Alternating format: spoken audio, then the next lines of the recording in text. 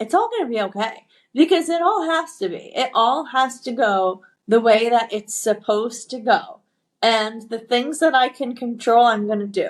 But if I control them so tightly, and if I'm living with such fear of death, I'm not really living. Like, I'm on this earth to experience whatever I'm the most aligned with. And I know part of it is being aligned for advocacy, but I'm not 100% here to be just doing that, or just doing my job, or just parenting my children. So finding like what can fulfill me between spanning the breadth of these different things, I think has been like a really healthy journey. Hi friends, and welcome back to Life Intended. I'm your host, Kelly Berry. Life Intended is a podcast that explores what it means to be true to yourself and live an authentic and purposeful life. Each episode explores my guest's version of personal growth, self-discovery, and the pursuit of becoming the best version of themselves, as well as how to find the joy in the journey. I'm excited and honored to introduce today's guest, Meg George. Meg is a mom, writer, speaker, and consultant on impactful philanthropy who finds fulfillment in educating the next generation of philanthropists on the power and joy of generosity. As living proof that you can earn a French degree but pursue any career path that your heart desires, she and her husband Phil co-balance running their consultancy, George Philanthropy Group, with raising their very own good humans in South Florida and upstate New York. She launched her debut children's book, What's Philanthropy to Philomena, in 2023 with the goal of inspiring people of all ages to realize the power and joy of generosity. Meg is a passionate advocate for food allergy awareness, with essays on her personal experiences related to this published on Today.com and in Business Insider. Welcome to the podcast, Meg. It's so great to have you. Thank you. It's great to be here, Kelly. Awesome. Well, there are so many, I just read your bio, but there are so many great and inspiring things that you're doing. So I'm really excited to just talk through those here with you today and let our listeners learn just more about you and what you're all about. Thank you. So let's just start with your work, because I think philanthropy consultant is not something that probably a lot of people are familiar with or what you do. So just tell us a little bit about what it is that you all do. I hope in the future that people will actually go to school with the purpose of having this job. But for now, all of us in this field have fallen into it, I think, unexpectedly. And working in philanthropy means that you facilitate in some way making the world better, doing good, the actions that improve the people and the things that need us the most. So in fundraising, people have the chance to solicit and secure gifts for nonprofit organizations in order to improve their programs and spaces and offerings. And that has become mostly understood and pretty obvious, I think, by a lot of people. But as a philanthropy consultant or advisor, I actually am working directly with those people at nonprofits who have to solicit gifts and ensuring that they know the most effective and efficient way to do that at really high levels.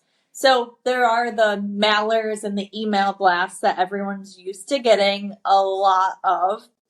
But when you read in the news or you hear a story about a $100 million project or a $1 billion project, there's usually 5 or 10 families making up a pretty big chunk of the money that's given away to institutions who are in an initiative, a campaign of that sort, of that caliber.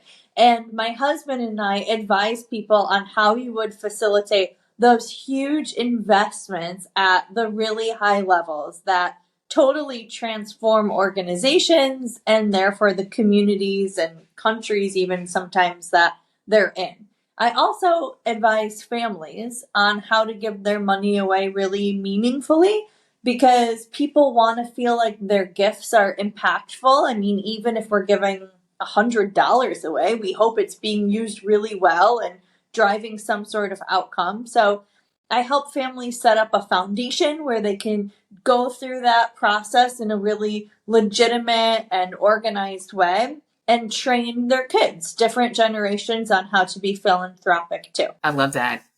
So it sounds like, we'll talk about the helping advise families. I think that, when I think of life intended or living intentionally, I think that fits really well. So do you sometimes work with families who really don't know how they're going to give away their money, or do you help them like figure out what are your intentions or what are things that are important to you so they can come up with that plan? Yeah, we use the word intentional or deliberate almost every single day for that reason. People have this perception of wealthy families that it must be so luxurious and nice to make a decision every single day on what you're going to do with all of your money and where you're going to allocate all of your extra resources. But the reality is that it's hard to give your money away really well or really intentionally, to use your word.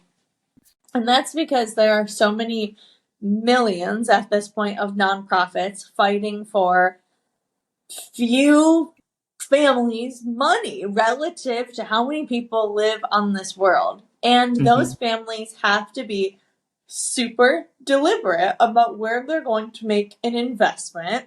I use that word kind of loosely because I know that investments are typically things that generate more money. And in this case, I'm talking about a philanthropic investment. So it's not going to generate more money, but it is going to generate a positive impact on a community in the world. And they have a lot of thinking to do and a lot of due diligence. And usually they have a lot of questions. So I am very grateful that my job exists because I love doing it. But it also shows me that people are really waking up to how they can live with intention every single day, even if they say, I'm so fortunate because A, I inherited this, or I'm so fortunate because I worked really hard. Maybe I got a little lucky and I have a lot of money that I can give away, but I want to do it in a way that is super aligned with what I care about and super well aligned with generating outcomes that I'd like to see. Mm-hmm. So you also mentioned, in your bio and, talking about families and how to teach people philanthropy, specifically children. And you wrote a children's book, which is one of the reasons, when I first learned about who you are, that really stood out to me, because one of my goals this year is also to write a children's book, because I think it's just an amazing way to give back and, like put the messages out into the world that you think are important and, like watch them grow. So you did this with a book on philanthropy. And so talk a little bit about what that means to you, why you did it, and how you're going about like getting your message out. Well, it's a lot easier to write the words of the book than actually get the book in people's hands. I'll tell you that. I was home, just like everybody else, with my kids every day during the pandemic. And I felt like we were reading a whole lot of books. I was in upstate New York at the time and it was freezing cold. And I told my husband, we don't have one book that has the word philanthropy in it. Granted, my children were small, but I argue not too young to learn the word philanthropy. I don't think any of them are. And I was like, I'm going to write one. Because, at the same time that I'm home reading all these books and using books as lessons about anything, every parent knows there's a book about going to school for the first time, using the potty, beds, all this stuff. And I think that they are a great tool to invite a conversation in a really disarming way about a new topic. But also, I learn. And my parents, when they're reading the book, or teachers, nannies, caregivers, anybody who's reading to children is also taking in the information too. So I said to him, I'm going to write this book because at the same time that this is happening, we're also starting to work with some more families who are inviting their children into conversations.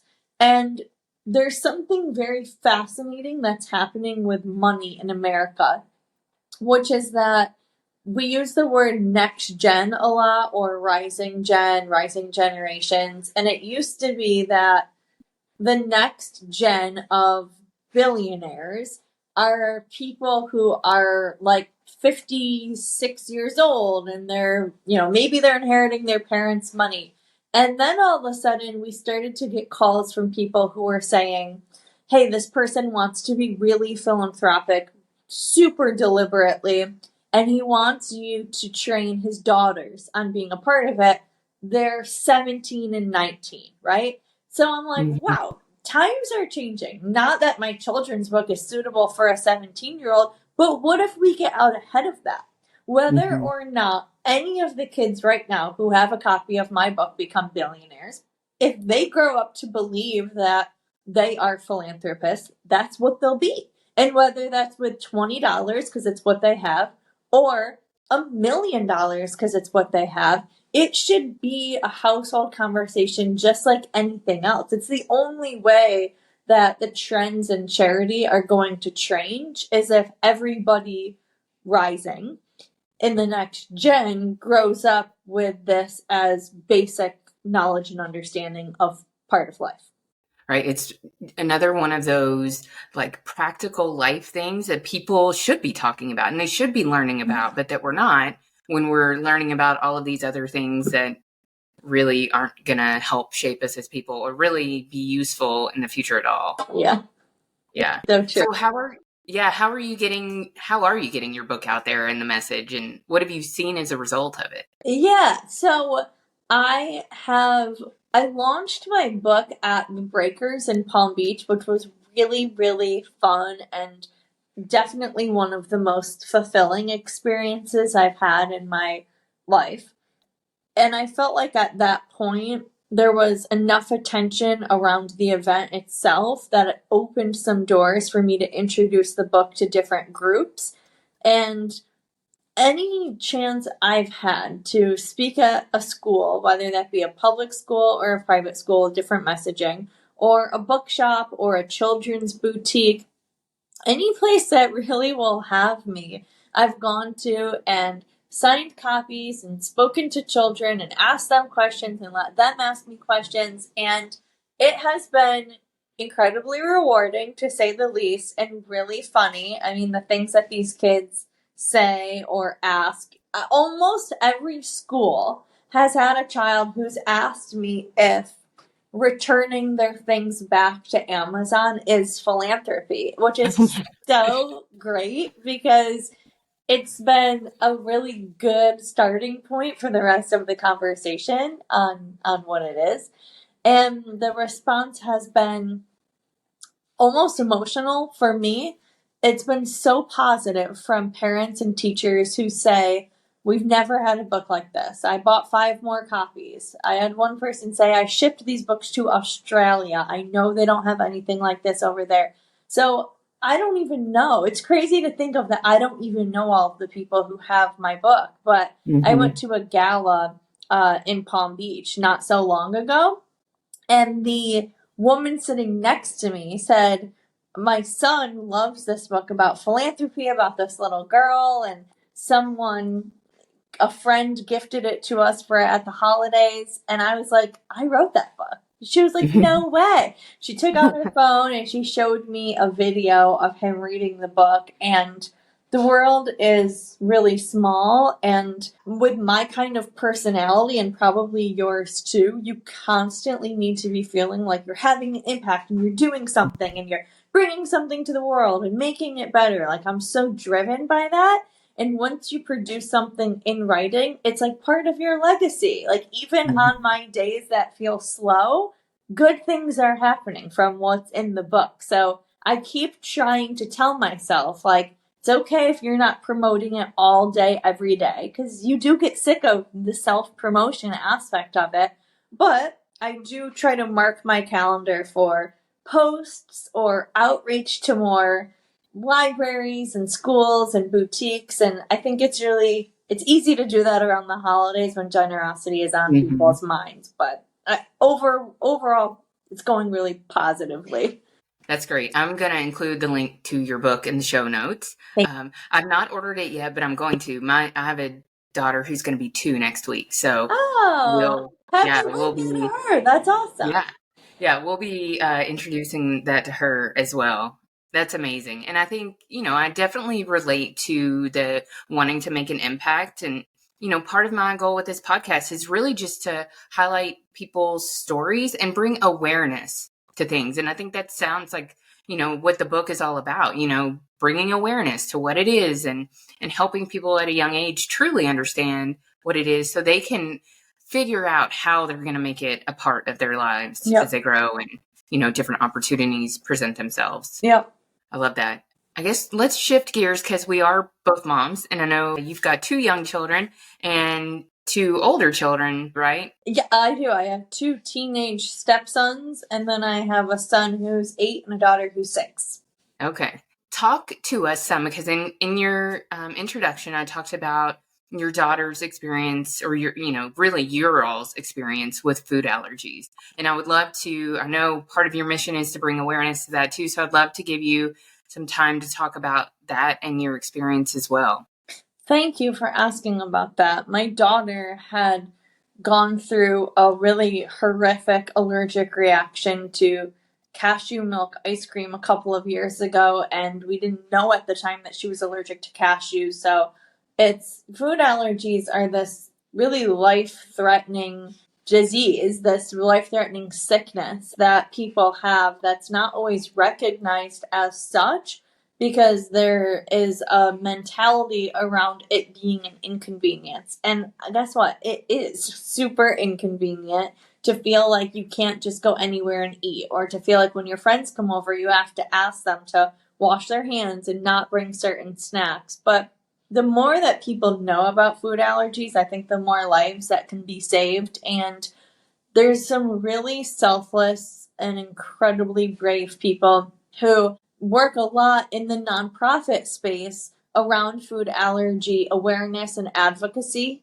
And that's as a result, unfortunately, of their own children passing. I know there's multiple organizations, but one prominent one that's close to my heart is Red Sneakers for Oakley. And Oakley was this beautiful boy who passed away really just suddenly and devastatingly after eating nuts. And his parents wish that they knew more about his food allergies and wish that they carried around epinephrine, which we all know as an EpiPen. And I read about this story, and then just weeks later, my own daughter went into anaphylaxis and needed an EpiPen. And I didn't have any with me, but somebody in the crowd where I was did, and he administered it to my daughter, and she's fine. Although she has needed it again, but we've had our own and we've known what to do. So I want to advocate for cheaper EpiPens, more access to EpiPens in all of the same places that you would see a defibrillator, which I know that people are advocating for more of those too. So I join the forces of people who have already devoted a lot of years to their lives of making sure that we know what to do when someone's having an allergic reaction. And there's just no stopping really fierce moms when they're on a mission. And so I like I said, I just joined this movement of people who are like, we're too impacted by this to not do something. Mm-hmm. Yeah. So I know you've been on some other podcasts talking about it, and you yourself have written some articles. And part of what you've talked about is, almost like recovering from the experience that you had where she had an allergic reaction and, it was life-threatening and it was very scary. So can you talk to that? Like how have you all been healing, and what does that journey look like for you all? I'm so glad we can talk about this in 2024, because I think about my parents' generation all of the time and the things that they probably went through that I don't even know about, that you just didn't discuss. And I am just as much of an advocate, I think, for mental health. I've been through so many things between postpartum depression and having anxiety that without medication and therapy, there's a lot of times in my life that felt really impossible to get through. And the same is true for following my daughter's allergic reaction. It took me a long time to feel like I could write about it and speak about it without the emotional aspect of it overwhelming me. And it doesn't matter if you work or don't work, or have money or don't have money, or where you live, when it comes to something like this happening to your child, it shakes you so much and it's really consuming. And following it, I tried really hard to just constantly be grateful, right? Like, she's alive, we can move on, I need to get back to work, she needs to get back to school. But I think that I've accepted more recently that the only way to get to the other side of anything is through it.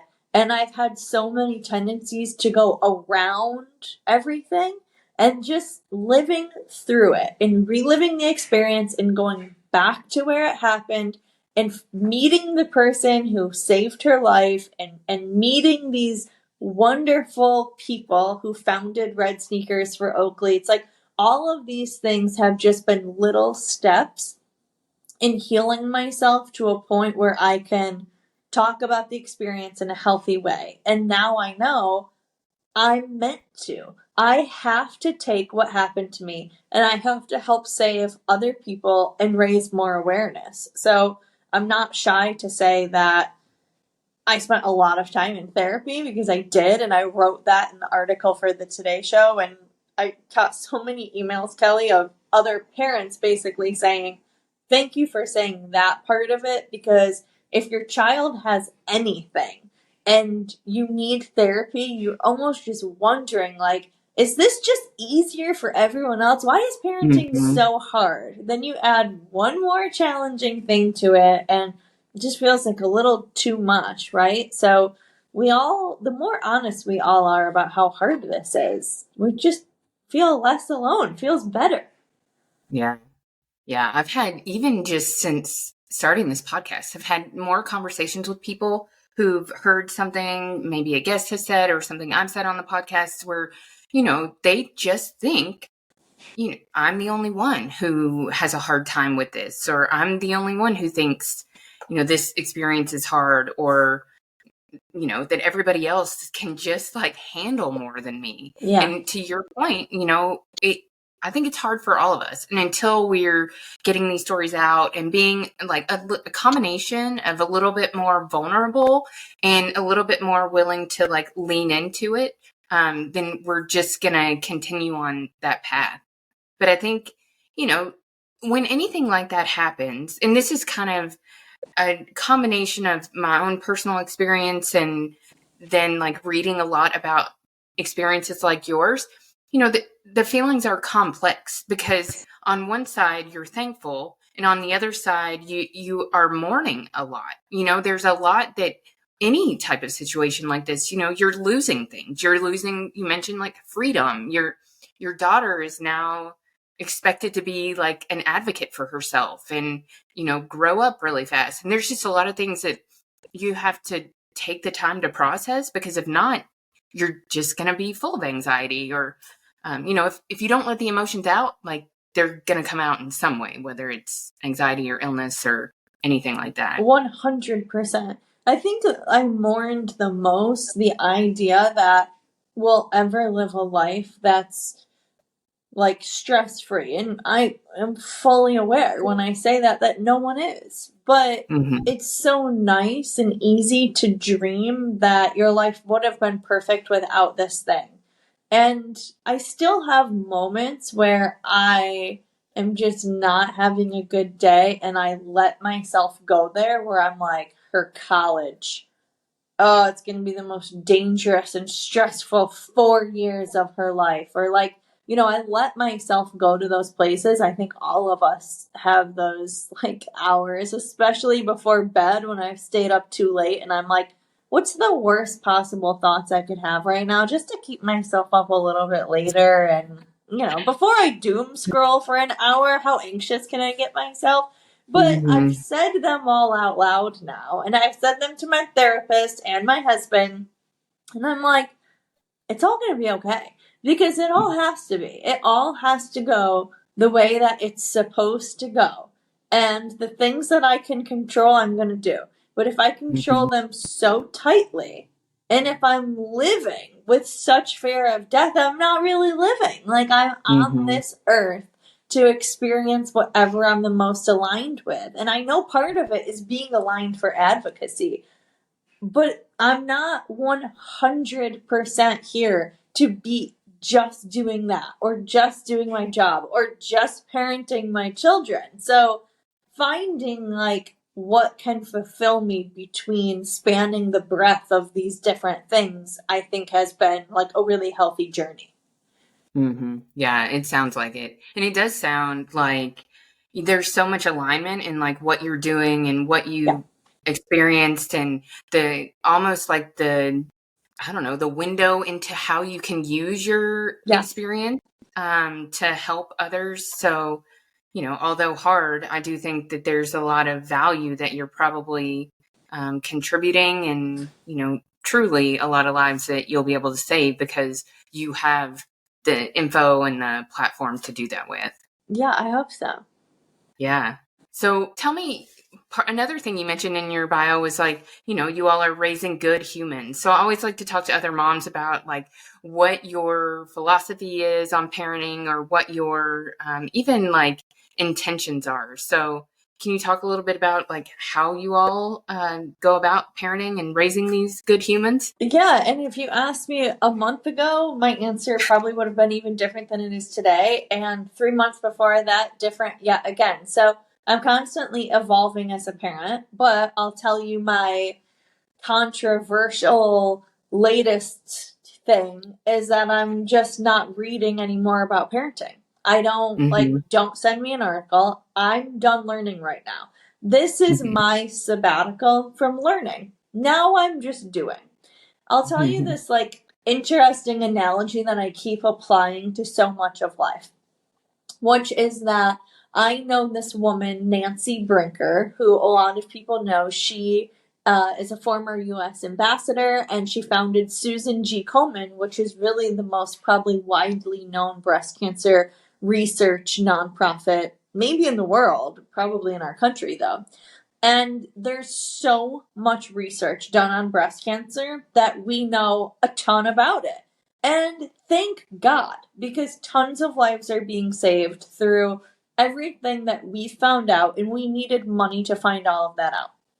But then Nancy said to herself, here I am living in Palm Beach, and all of these women are dying of breast cancer. She's like, what the heck is going on? And she realizes that these women are just not getting screened for breast cancer. Well, that's how you find out if you have it. We know this. We spent years and who knows how much money finding this out. So she founded a new nonprofit called the Promise Fund, where she goes to the root of the problem. She hires patient navigators, and they take women and they go pick them up because women were like, I don't have a way of getting there. She hires patient navigators who speak Spanish, for example, because the women are like, I don't understand what you're saying. I don't speak the same language as you. She finds patient navigators who can help access free childcare because this woman would love to get screened and she feels a lump in her breast, but she can't find a babysitter for her 4 little kids, right? So Nancy's like, what the heck? These are practical problems. We need to take everything we learned at Susan G. Komen and we need to put it into action. No more talk. No more reading, no more thinking. We need to do. And that's how I feel about so many things right now in my life. It's like, I know what works in my job in philanthropy.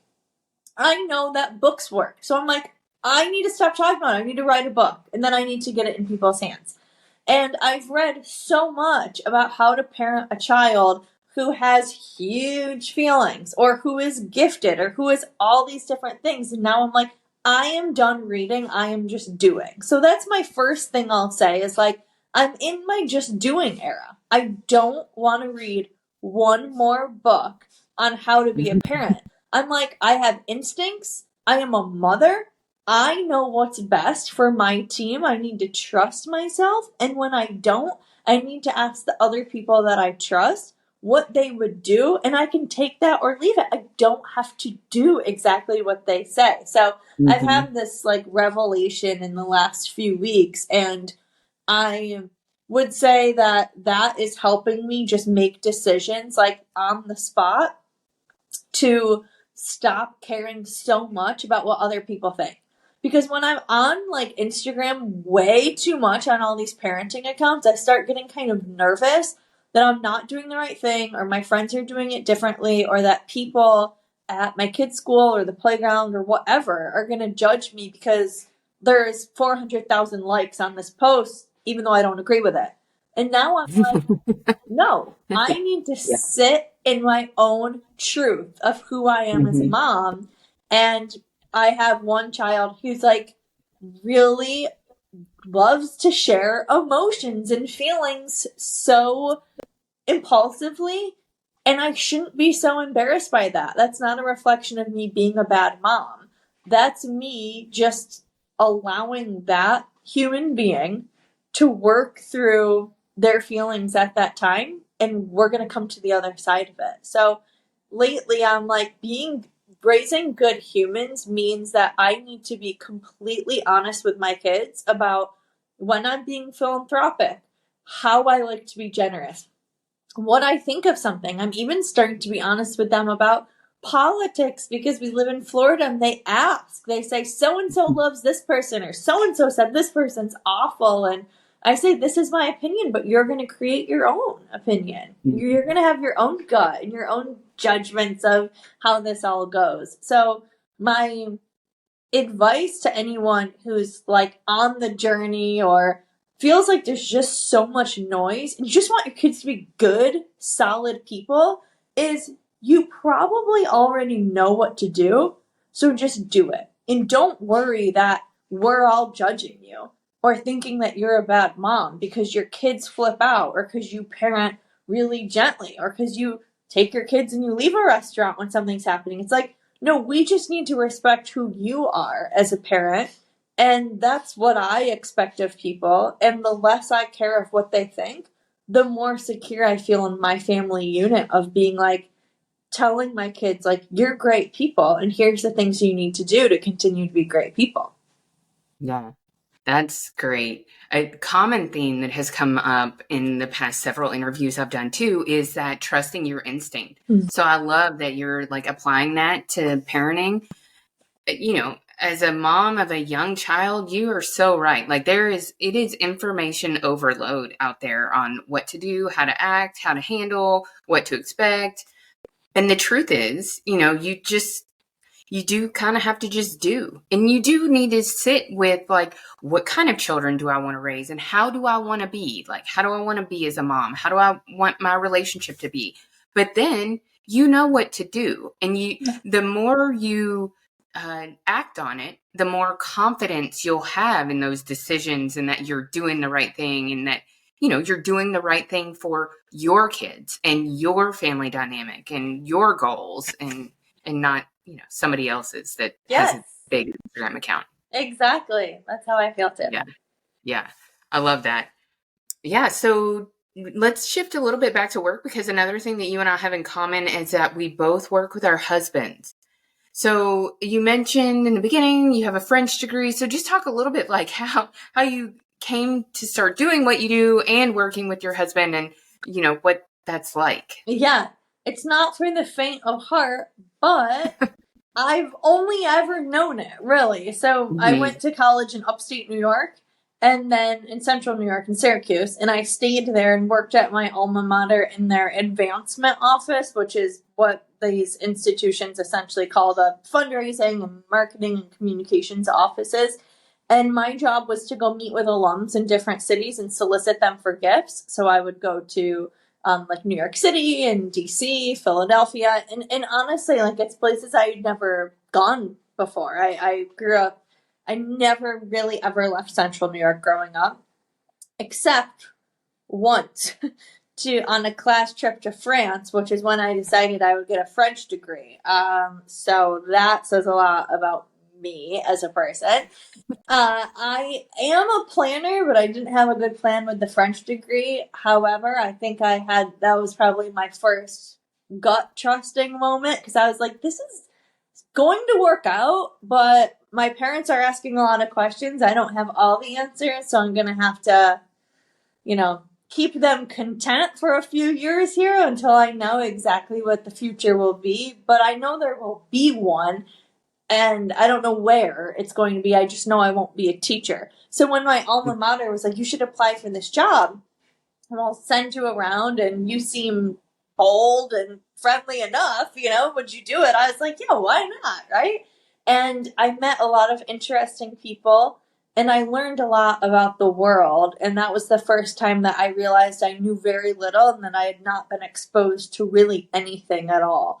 And so then I had this huge hunger to ask people all these questions about their job and why and their family and their values, and money started to interest me. And of course, I was asking people for it, but for generosity, which was so different than the ways that these people were making money and thinking about money. My husband actually ended up coming there and working at the same place as me. He had a totally different path. He worked as a lawyer and worked at a different institution before this one. And we both went on to other jobs, but stayed together and decided that we loved this and that we were good at it. And we left our jobs and founded our firm, and started with one client, just like every firm does, and grew it from there. And so at my first job, I worked with him, and then it was not so long thereafter that we ended up working together again and have ever since. Nice. I always tell people when they ask me, what is it like? Or normally they don't ask. What they say is, I could never work with I know. You know what I mean? Yeah. Like, I don't know how you do that. I could never do that. And for us, it's kind of always been what we've known too. But I always, follow up with, it is hard, but it's amazing. Like, It is hard for me to think that I could know my husband as well as I do without having that working relationship. I know. I feel the very, very same way. I do. Like you just get to see a different side of them that you just wouldn't be exposed to if you weren't working together. So it's complex, but it's extremely rewarding, I think. It is. We have to, the most work we've had to do in the past couple of years has been having a separation in our relationship between being colleagues and spouses and co-parenting partners, which is basically like a whole other job, it feels like.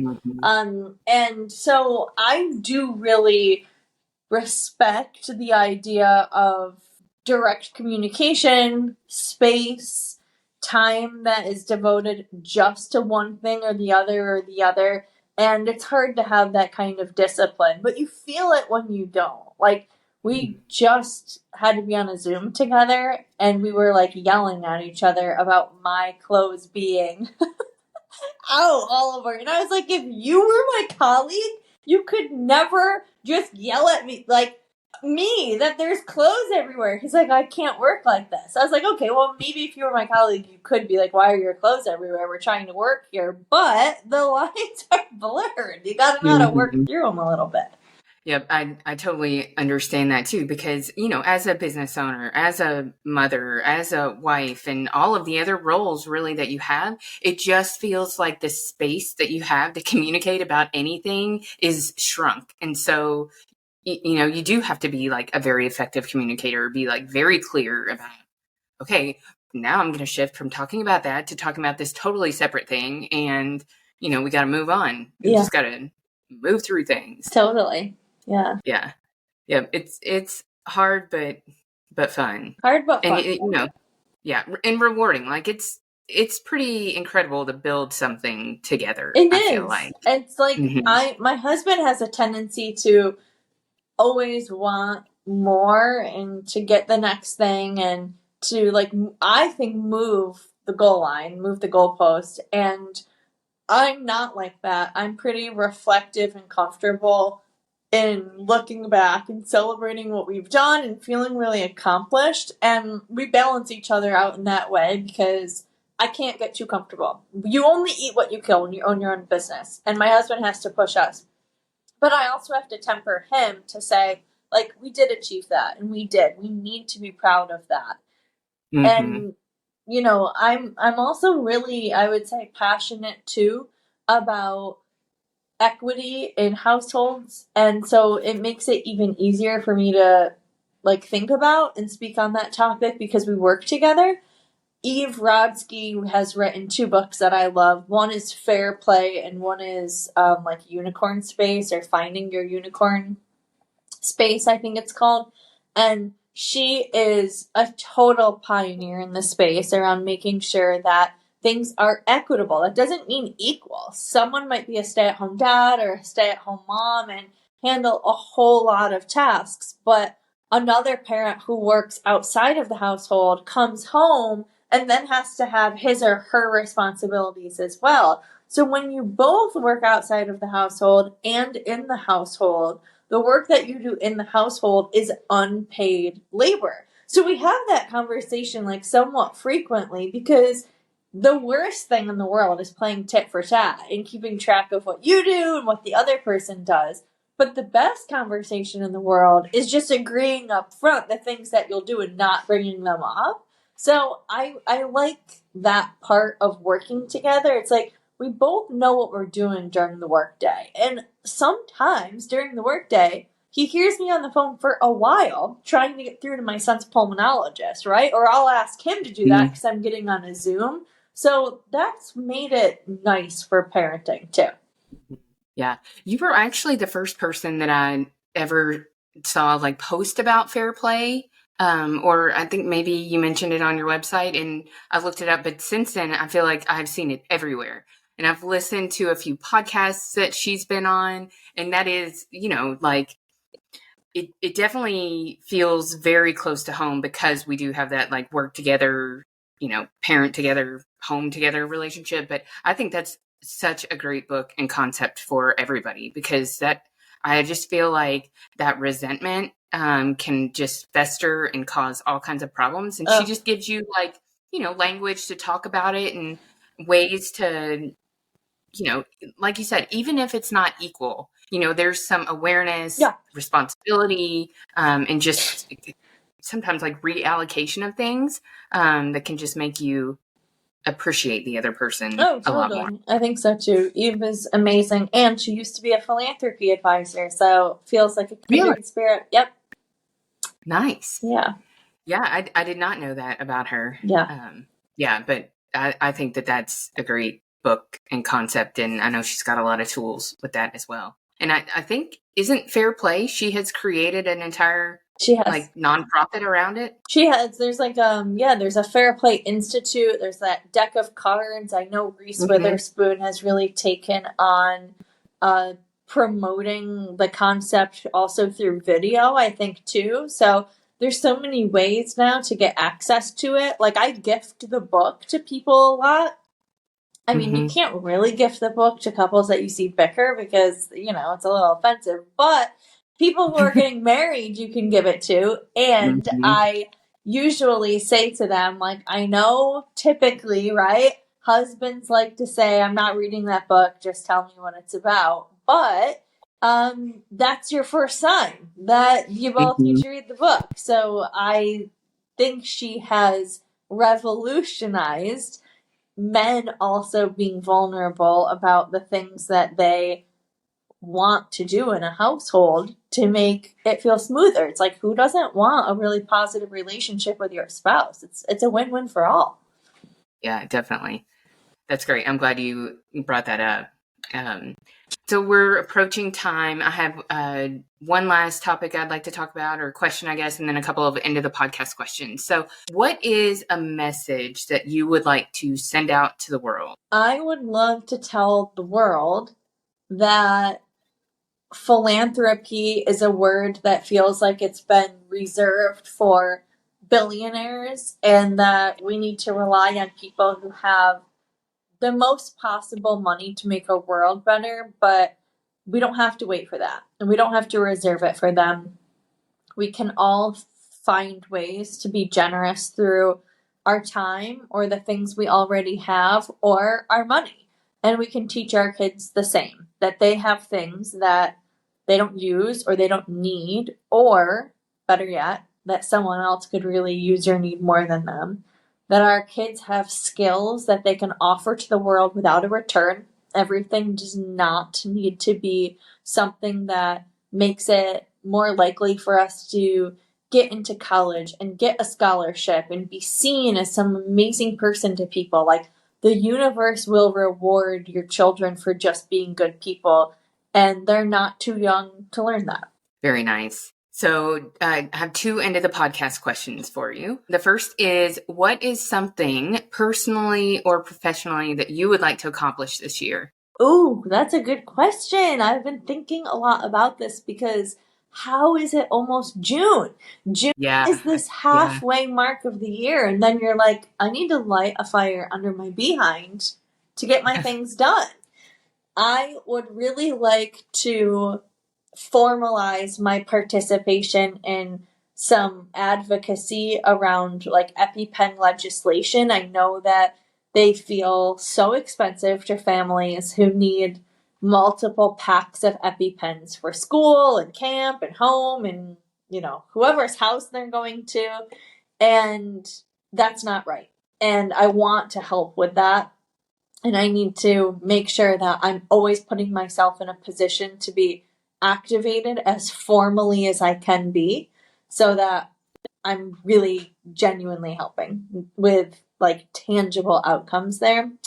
And professionally, I would really like to make sure that I build upon the outreach I did with my book last holiday season to do even more this holiday season outside of the communities I've already touched, so that this doesn't just feel like a book came out and so we promoted it and this woman came and signed some copies, but that philanthropy is an annual conversation that we get really familiar with, and it's a family tradition for families everywhere. So I want to just blow up that conversation if I can.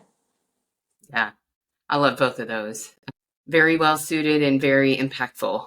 So that's great. And then last question is, how do you recharge? I do some guided meditations on my phone. I want to be better at meditating. I have like a million thoughts all the time. I feel like a lot of, people who I tend to meet and talk to experience the same. But finding time to sit in quiet and being like comfortable with it, I used to avoid because it was scary to be alone with my own thoughts, and it was scary to not be productive.